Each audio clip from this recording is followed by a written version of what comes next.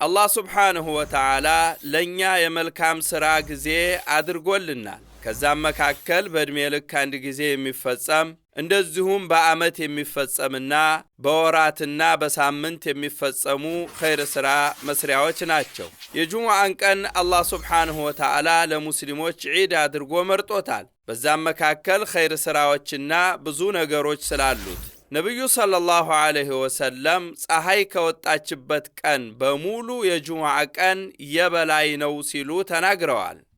የጁሙዓ ቀን በተለያዩ ሱናዎች ተመርጧል። የዛችን ቀን የፈጅር ሶላቷ ላይ በሱረት ሰጀዳና በሱረት الانسان እንዲጀመር ተደርጓል።